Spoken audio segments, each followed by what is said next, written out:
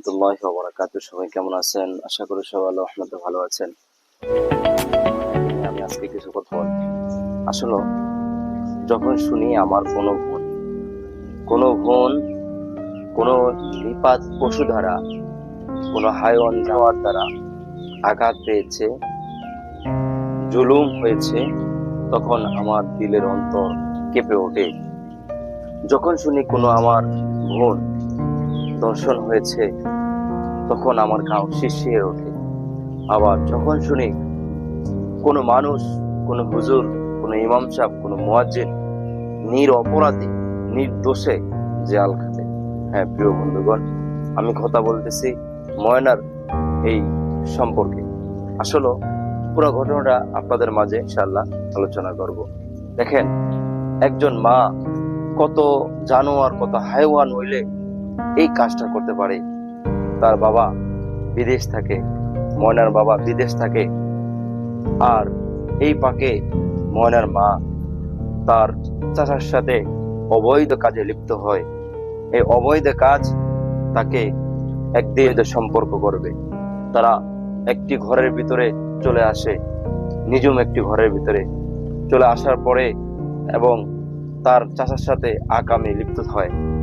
এমন সময় ময়না ঘরে এসে দেখতে পায় তার মা উলঙ্গ এবং তার চাচার সাথে এই কুকর্ম করতেছে।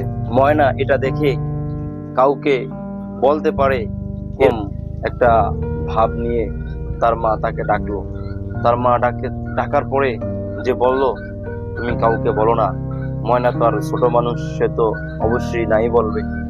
তারপরে তার মার ভিতরে একটা ক্ষোভ, হায় ওই যদি কাউকে বলে দেয়, কেমন জানোয়ার দেখেন, ওই যদি কাউকে বলে দেয় তাহলে কি হবে আমার। ময়নাকে প্রথমে তার কান কেটে ফেলা হয়। কান কাটার পরে দেখে যে না, ওকে মেরে ফেলতে হবে। কান কাটার পরে দেওয়ালের সাথে ধাক্কা দেয়, ধাক্কা দিয়ে তাকে আঘাত করতে থাকে। তারপরও দেখতেছে ময়না মরে না। তারপরে তার কুলাঙ্গ চাষা নামের জানোয়ার, হাইওয়ান, পশু, এই পশু তার লজ্জা স্থানে, আমার কথাটা বলতেও মানে খুব কষ্ট হচ্ছে, তার লজ্জা স্থান দিয়ে রড ঢুকিয়ে দেয়। নাউজুবিল্লাহ, আস্তাগফিরুল্লাহ। সাথে সাথে সে ওখানে মারা যায়। আসলে এই বিষয়টাকে কেন্দ্র করে ইমাম মুয়াজ্জিনকে পাঠানো হয়। ময়নার চাচা এই তার লাশটাকে মসজিদে রেখে চলে আসে ইমাম মুয়াজ্জিনকে পাঠানোর জন্য। তা আমার কথা হলো, ভাই তুই অপরাধ করছস, অন্যায় করছস, তুই কেন ইমাম মুয়াজ্জিনকে ফাঁসাবি? তুই কেন নিষ্পাপদেরকে ফাঁসাবি? আমার কথা হলো এটা।